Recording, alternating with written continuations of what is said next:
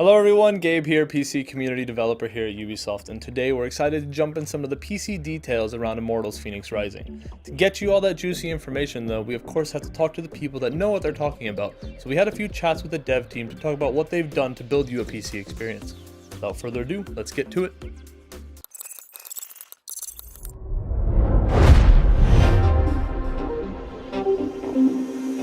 Creating an experience that as many people could access with the tools you need to customize that experience was at the core of what the team set out to do. The goal was not just to put together a quick port for the game so that it's playable on PC, but rather they set out to adapt and develop a fully fledged PC experience. In this case, adapting meant designing and creating dedicated PC features that use all the advantages that come with the PC platform and provide those in-depth customization options and scalability in terms of performance across a wide range of hardware. To properly talk about how the team has achieved this scalability, let's dive into some of the technical details powering Immortals Fenyx Rising. First things first, we have the engine. The game uses an adapted version of the Anvil engine. Anvil is a powerful tool and the foundation that supports vast but also rich open worlds. It's been tailored to be scalable over a variety of platforms and to process significant amount of game content via advanced geometry culling, multi-threading, tiled rendering, and of course all sorts of other optimizations targeted to deliver the ambitious vision to as wide of an audience as possible. All this while keeping the quality bar high, taking advantage of the great knowledge and experience they have working with the engine. In terms of rendering API, the team decided to go with the ever-reliable DX11 to be able to tell Fenyx's story to as many people as possible by supporting a wider range of hardware and providing a smooth experience for everyone. PC isn't PC without a bunch of different settings you can tweak, so let's talk about those and the performance tools the dev team has put in your hands. As part of scalability and the fact that there are basically an infinite amount of different hardware setups that hit different performance levels, the dev team is giving you a bunch of settings that allow you to adjust the visual quality and therefore performance so that you can find the perfect balance for your own setup. All these settings allow you to push your hardware to the max so you can have incredible picture quality, uncapped FPS for all of you with high refresh rate monitors, and set higher resolutions. There's also support for multi-monitor setups up to 48:9 for all of you that really want to extend your experience. Once you have your settings locked in, the team has made sure that you can easily test all that out and make adjustments from there with a dedicated in-game benchmark as well as a real-time performance analyzer so you can use that to get a constant stream of all that juicy performance information. On top of all the visual settings though, you also have all of those that impact how you interact with the game. To give you all that in-depth customization, you'll find fully customizable controls for mouse and keyboard, so you can adjust everything to fit your exact preferences.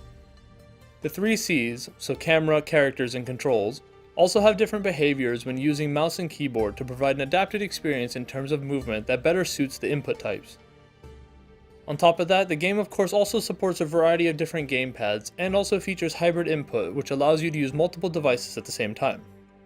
All of this also ties into the accessibility features, which the team has worked hard on to give you the options you need to play in a comfortable way that fits your needs. The team has also implemented some technology from AMD.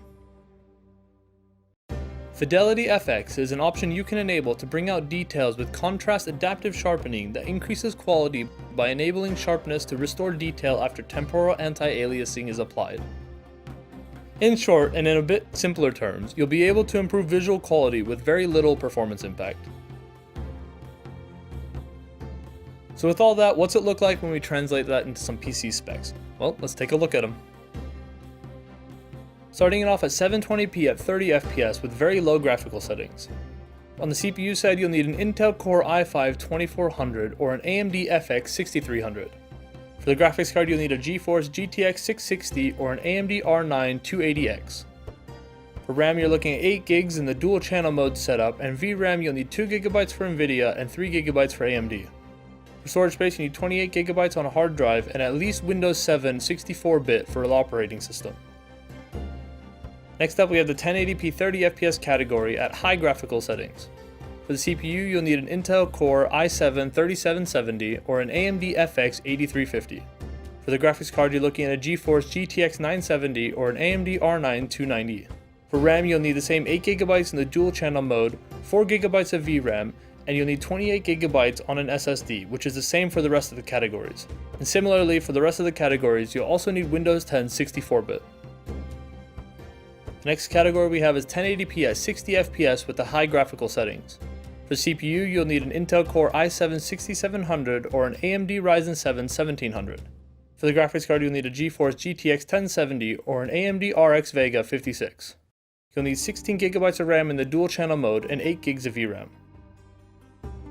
For the next category, we have 1440p at 60 FPS using the very high graphical settings. For the CPU, you'll need an Intel Core i7-8700K or an AMD Ryzen 5 3600X. For the graphics card, you're looking at a GeForce RTX 2070 Super or an AMD RX 5700.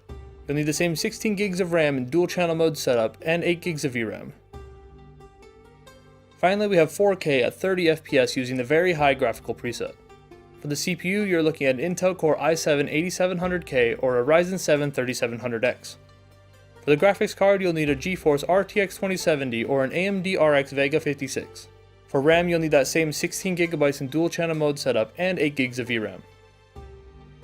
Do note though that the graphics card requirement for the 1440p settings is higher than the 4K settings because of the FPS target. So with all that information, there are a few important things to note.